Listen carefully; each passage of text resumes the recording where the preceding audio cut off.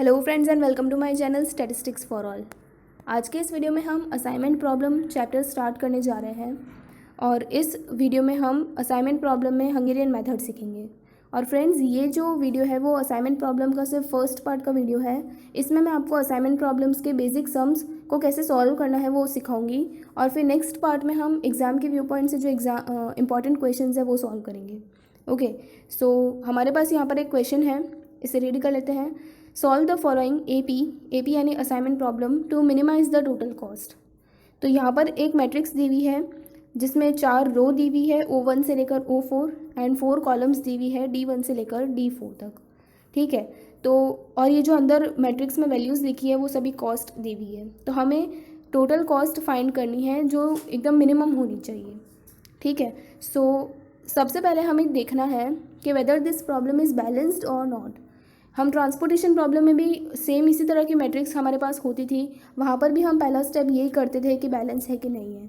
लेकिन transportation problem और assignment problem में एक फ़र्क होता है।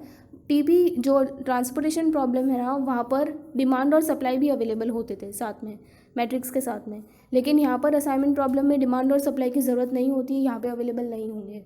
तो आपको डायरेक्ट आप मैट्रिक्स देख के आइडेंटिफाई कर सकते हो कि ये एपी का प्रॉब्लम है या फिर टीपी का प्रॉब्लम है। ठीक है, तो यहाँ पर हमें कैसे चेक करना है कि ये बैलेंस है कि नहीं है। तो number of rows and number of column जो है ना वो इक्वल होने चाहिए। अगर इक्वल होते हैं तो वो प्रॉब्लम बैलेंस है, अगर इक्वल नहीं होता है तो वो अनबैलेंस है। अगर अनबैलेंस होती है ना तो हमें उससे पहले बैलेंस बनाना पड़ता है, एक्स्ट्रा रो या एक्स्ट्रा कॉलम बना के। तो यहाँ पर रो भी हमारे पास 4 है, O1 O2 O3 and O4 and column भी 4 ही है, D1 से लेकर D4। तो यानी हमारी ये जो प्रॉब्लम है वो बैलेंस है। अगर नहीं बैलेंस होती ना, सपोज करो O3 तक ही होती, 3 ही रो है और 4 कॉलम दी हुई है, तो हमें एक एक्स्ट्रा रो हम बनाते O4 और उसमें सारे एलिमेंट्स 0 अज्यूम कर लेते हैं। ठीक है, तो अगर अनबैलेंस होगी तो पहले उसे बैलेंस बनाना और फिर ही आगे सम सॉल्व कर सकते हैं। फिर सेकेंड स्टेप में हमें रो डिडक्शन करना है। रो डिडक्शन के लिए मैंने यहाँ पे पहले से ही एक मैट्रिक्स बना ली है, तो हम रो डिडक्शन कर लेते हैं। तो अब रो डिडक्शन के लिए हमें ये जो पहली रो है ना उसमें से सबसे मिनिमम वैल्यू फाइंड करनी है। यहाँ पर फर्स्ट रो में मिनिमम वैल्यू इज़ 4। सो बाकी सारे एलिमेंट्स में से हमें 4 माइनस कर देना है। ओके, तो पहले 4 माइनस 4 करेंगे तो 0 आएगा। Then 5 minus 4 1, 12 minus 4 8 and 10 minus 4 6। उसी तरह से सेकेंड रो में भी आपको मिनिमम एलिमेंट फाइंड करना है। हियर 6 इज़ मिनिमम, सो बाकी सारे एलिमेंट में से 6 माइनस कर दो। सो 6 minus 6 0, 8 minus 6 2, 9 minus 6 3 and 10 minus 6 is 4। वैसे ही थर्ड रो में सबसे मिनिमम इज़ 6, तो बाकी सारे एलिमेंट्स में से 6 माइनस करेंगे, पहले 0 हो जाएगा। 7 minus 6 is 1, again 1 and then 2। फिर यहाँ पर सबसे मिनिमम एलिमेंट 5 है ना, तो 5 minus 5 is 0, 7 minus 5 is 2, 9 minus 5 is 4 and again 4। तो ये रो डिडक्शन हो गया। अब हमें कॉलम डिडक्शन करना है। ये जो हमारे पास न्यू मैट्रिक्स आई ना, इसी से हम कॉलम डिडक्शन करेंगे। इसके लिए मैं एक और मैट्रिक्स यहाँ बना रही हूँ। नाउ अब कॉलम डिडक्शन के लिए हमें ये जो मैट्रिक्स मिली थी रो डिडक्शन से, इसी से हमें कॉलम डिडक्शन करना है। सेम जैसे हमने रो डिडक्शन में किया था, अब हमें कॉलम में मिनिमम एलिमेंट सिलेक्ट करना है और बाकी सारे एलिमेंट्स में से उसे माइनस कर देना है। तो यहाँ पर पहले कॉलम में तो सभी एलिमेंट 0 ही है, तो 0 माइनस 0 करेंगे तो वापस से 0 ही आने वाला है सब में। ओके, फिर उसी तरह से सेकेंड कॉलम में minimum element is 1, so 1 minus 1 is 0, 2 minus 1 is 1, 0 and 1। उसी तरह से थर्ड कॉलम में मिनिमम 1 है, तो 8 माइनस 1 7, देन 2 0 एंड 3। उसी तरह से यहाँ पर 2 मिनिमम एलिमेंट है, तो 6 माइनस 2 4, 2 0 एंड 2। अब ये कॉलम डिडक्शन हो गया ना, इसके बाद में आपको क्या करना है, देखो ध्यान से देखना। यहाँ पर हमारे पास जितने भी 0 आ रहे हैं, हमें इन 0 को कट करना है, हमें लाइंस ड्रॉ करके इन्हें कट करना है। और आपको हमारे पास यहाँ पर 4 कॉलम्स एंड 4 रोज है ना, तो हमें मैक्सिमम 4 लाइंस ड्रॉ करके इन्हें सभी ज़ीरोज़ को हमें कवर करना पड़ेगा। लेकिन हमें हमेशा ट्राई करना है कि हम मिनिमम नंबर ऑफ लाइंस में ही सारे मैक्सिमम ज़ीरोज़ कवर कर सकें। ओके, तो यहाँ पर आप देखो, आपको याद रखना 4 लाइंस मैक्सिमम ड्रॉ करनी है, उससे हमारे सारे ज़ीरो हो जाने चाहिए। लेकिन हमेशा जितने कम लाइन में ज़्यादा से ज़्यादा ज़ीरो कवर हो सके हमें वही ट्राई करना है। तो यहाँ पर अगर हम ये एक पहली लाइन ड्रॉ करेंगे, इस रो में हमारे 4 ज़ीरो है और ये वाली इस कॉलम में 4 ज़ीरो है और ये वाली रो में भी 4 ज़ीरो है। तो अगर हम एक लाइन ऐसे ड्रॉ करें और एक लाइन ऐसे ड्रॉ करें तो हमारे बहुत सारे ज़ीरोज़ तो यहीं कट हो गए। अब ये एक और ज़ीरो यहाँ पर बचा है, तो या तो इस रो को कट कर दो या फिर इस कॉलम को कट कर दो। तो मैं यहाँ पर इस कॉलम को ही कट कर देती हूँ। ओके, लेकिन अब यहाँ पर देखो हमने 3 ही लाइंस ड्रॉ की है और हमारे सारे ज़ीरो कट हो गए हैं। हमें हमेशा ट्राई करना है कि मिनिमम नंबर ऑफ़ लाइंस में मैक्सिमम ज़ीरोज़ कवर हो जाने चाहिए। तो 3 ही लाइन में सारे ज़ीरो कट हो गए ना, इसके लिए यहाँ पर हम ऑप्टिमल सॉल्यूशन फाइंड नहीं कर सकते। हमें मैक्सिमम 4 नंबर ऑफ़ कॉलम और नंबर ऑफ़ रो 4 है ना, तो हमें मैक्सिमम यहाँ पर 4 लाइंस ड्रॉ करनी ही पड़ेगी, तभी हम ऑप्टिमल सॉल्यूशन फाइंड कर पाएंगे। लेकिन 3 में ही हो गया काम, तो हमें एक बार और इस तरह से एक और मैट्रिक्स बनानी पड़ेगी और वापस से लाइंस ड्रॉ करनी पड़ेगी। तो यहाँ पर एक और मैट्रिक्स बना रही हूँ मैं। अब आगे बढ़ने के लिए हमें न्यू मैट्रिक्स जो बनानी है उसके लिए क्या करना है, वो कैसे मैट्रिक्स बनेगी, देखो ध्यान से देखना। यहाँ पर हमने जो भी लाइंस ड्रॉ की थी, तो जितने रिमेनिंग एलिमेंट्स बच गए ना, देखो ये 4 रिमेनिंग एलिमेंट्स बच गए और यहाँ पर ये 2 रिमेनिंग एलिमेंट्स बच गए। इसमें से आपको मिनिमम नंबर फाइंड करना है। तो यहाँ पे मिनिमम एलिमेंट 2 है ना, तो 2 में आपको ये बाकी सारे जो भी रिमेनिंग एलिमेंट्स बचे हुए हैं इन सब में से आपको 2 माइनस कर देना है। ठीक है, तो यहाँ पर मैं कर देती हूँ। यहाँ पर 7 जो है वो इस पोजीशन पे है, तो 7 माइनस 2 होगा 5। देन यहाँ पर 4 माइनस 2 2 हो जाएगा। देन 2 माइनस 2 यहाँ पर 0 और यहाँ पर भी 0 हो जाएगा। फिर यहाँ पर 3 माइनस 2 यहाँ पर आएगा 1 और 2 माइनस 2 यहाँ पे भी 0 हो जाएगा। अब इसके बाद में जहाँ पर आपने लाइंस ड्रॉ की थी, तो लाइंस ड्रॉ करने से जिस भी पॉइंट पे इंटरसेक्शन आ रहा था, प्लस बन रहा था ना, जैसे यहाँ पर इस ज़ीरो वाले पे इंटरसेक्शन हो रहा था और यहाँ पर भी इस ज़ीरो पे भी इंटरसेक्शन हो रहा था। बाकी और कहीं नंबर पे सिर्फ यहाँ पर इन पे तो लाइन ही ड्रॉ हो रही है, कहीं पे इंटरसेक्शन नहीं हो रहा था। तो जहाँ जहाँ इंटरसेक्शन हुआ ना, वहाँ पर आपको ये जो मिनिमम एलिमेंट था 2, उसे ऐड कर देना है। ओके, तो यहाँ पर 0 + 2 हो जाएगा 2, इस पोजीशन पे आएगा और यहाँ पे भी 0 + 2 हो जाएगा 2। अगेन वापस से बता रही हूँ, जो भी रिमेनिंग एलिमेंट्स थे उनमें से स्मॉलेस्ट एलिमेंट को माइनस करना है और जहाँ इंटरसेक्शन हुआ वहाँ पर मिनिमम एलिमेंट को प्लस करना है।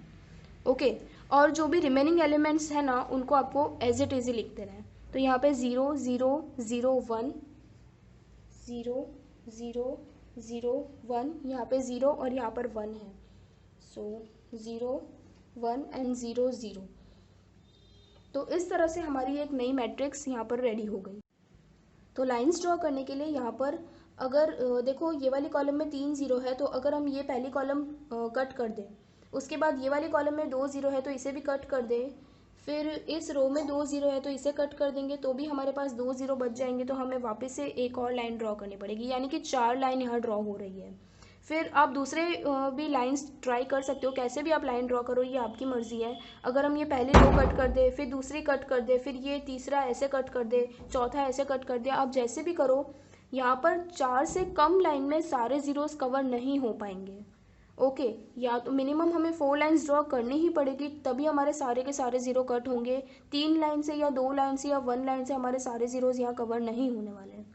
ओके, तो 4 लाइंस हमें कंपलसरी यहाँ ड्रॉ करनी ही पड़ेगी ना। तो मैं क्या कर रही हूँ, सभी इसी तरह से 4 ऐसे रो वाइज में लाइंस कट कर दे रही हूँ, तो हमारे सारे हो गए। आप चाहो तो आप कॉलम वाइज भी कट कर सकते हो। ओके, ये सिर्फ एक फॉर्मेलिटी के लिए मैंने कट किया है। अब आगे के स्टेप में क्या करना है वो देखो। हमें एक ऐसी रो फाइंड करनी है जिसमें, इस मैट्रिक्स में हमें एक ऐसी रो फाइंड करनी है जिसमें सिंगल ज़ीरो हो। तो यहाँ पर आप देखो, पहली रो में 2 0 है, फिर दूसरी रो में 1 2 3 ज़ीरोज़ है, यहाँ पर भी 2 0 है और यहाँ पर भी 1 2 ज़ीरोज़ है। कोई भी रो में सिंगल ज़ीरो अवेलेबल ही नहीं है। ओके, तो हम क्या करेंगे, जो यहाँ पे टॉप लेफ्ट कॉर्नर के पास में जो सबसे ज़ीरो नज़दीक में अवेलेबल है ना, वो ज़ीरो को हम यहाँ पे चूज़ करेंगे।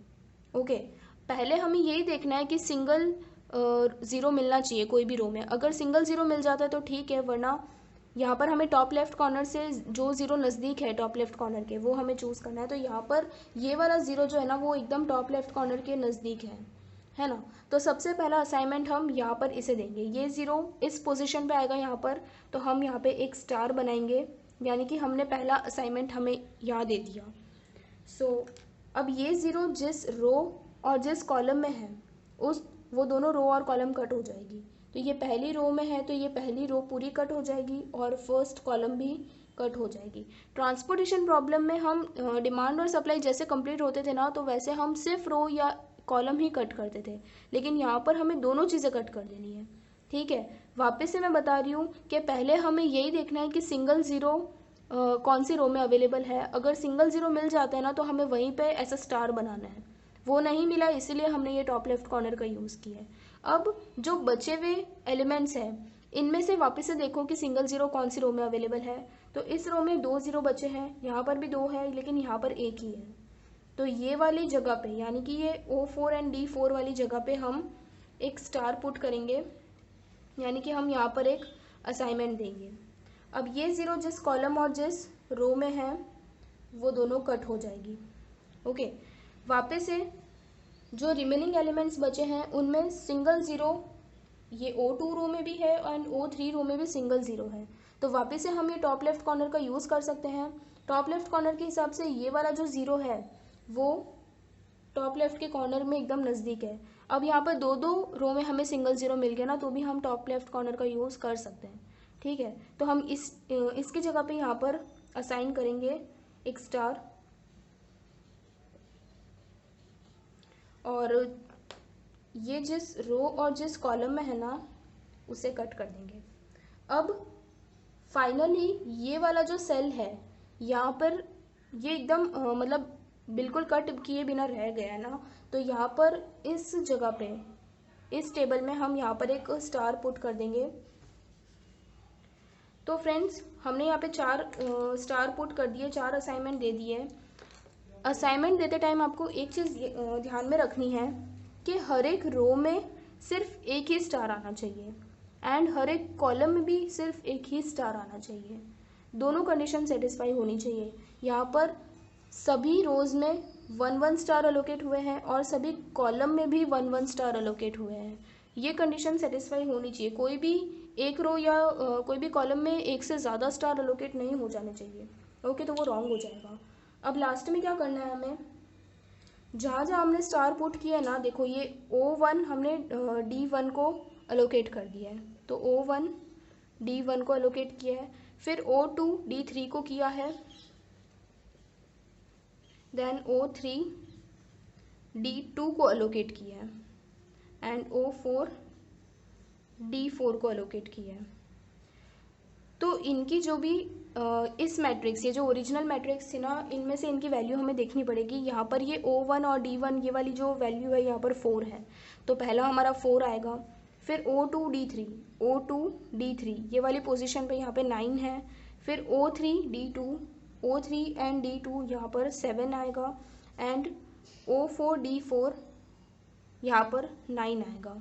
तो इन सब का आपको टोटल करना है 4 + 9 13 + 7 20 एंड 29।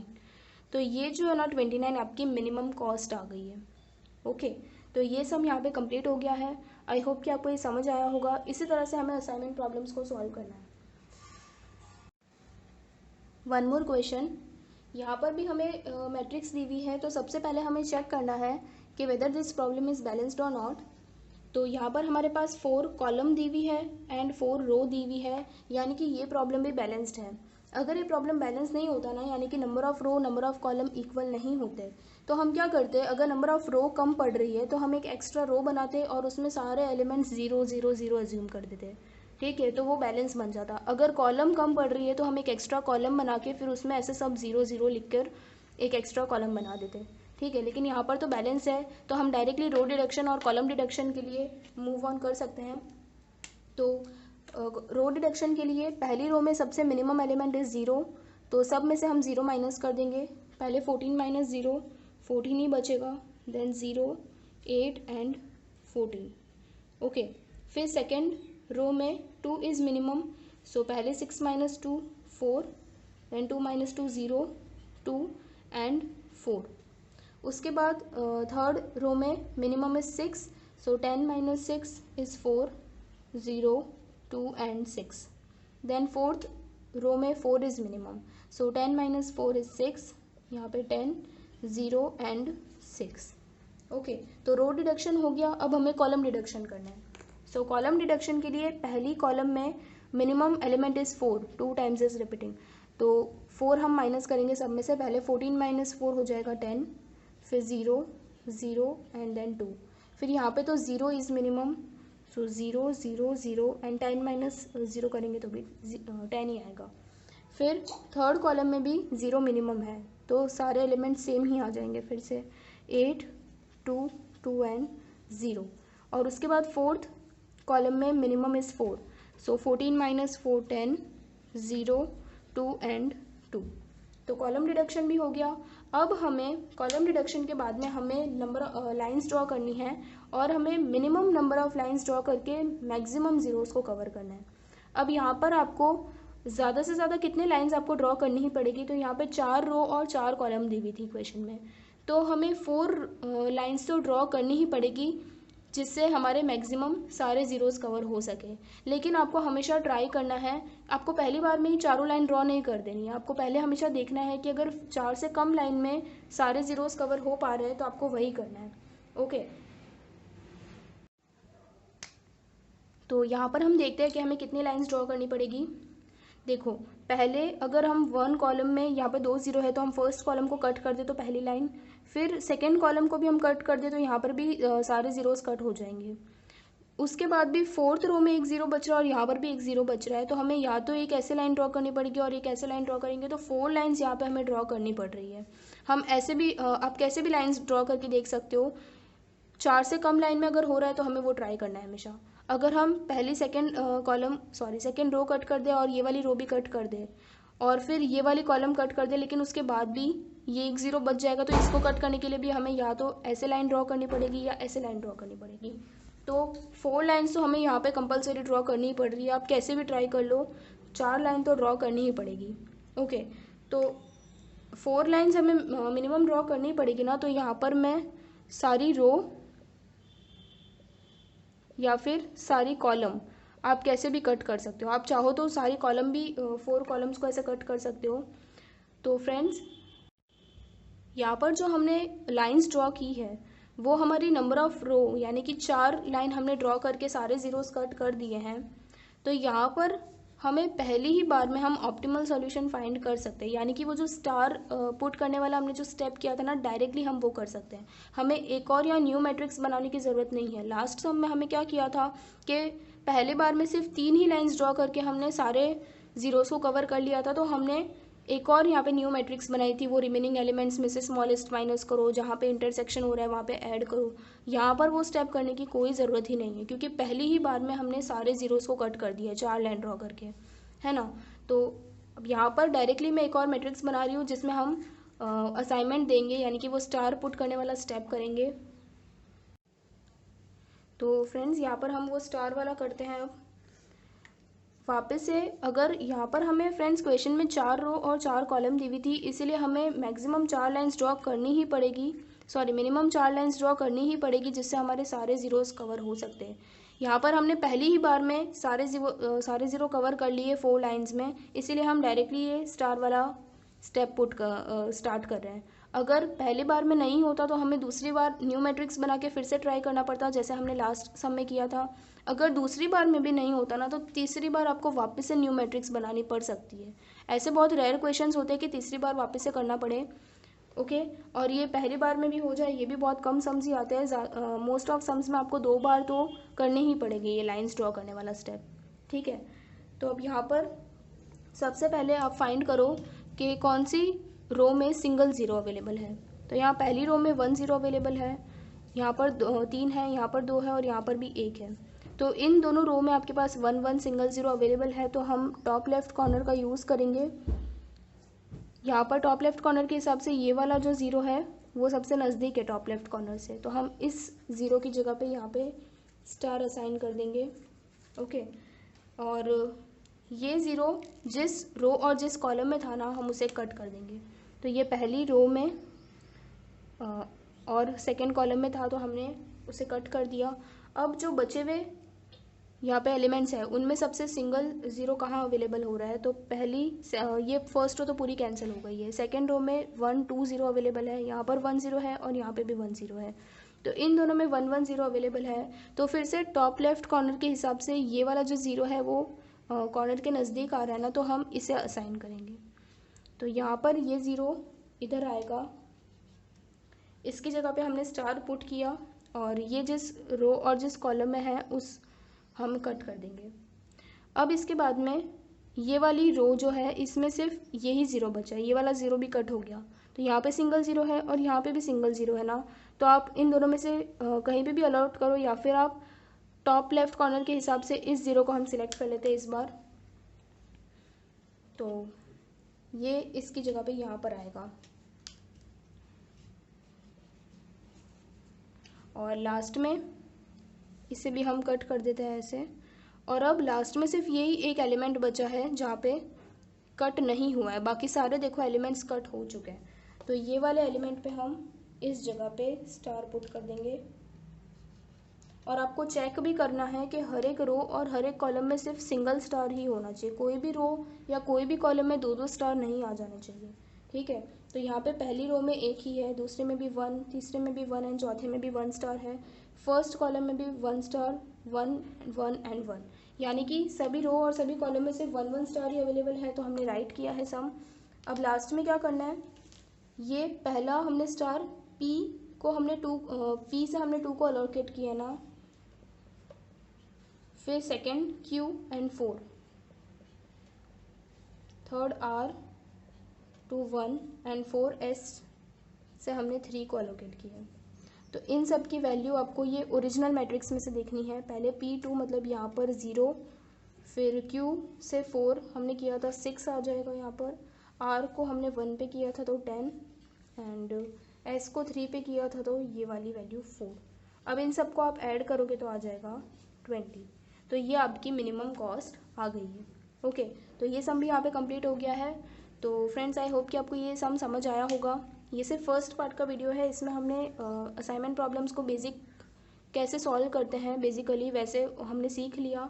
अब नेक्स्ट पार्ट के वीडियो में मैं आपको इसके IMP क्वेश्चन सॉल्व करवाऊंगी जो एग्ज़ाम में आने के चांसेस रहते हैं।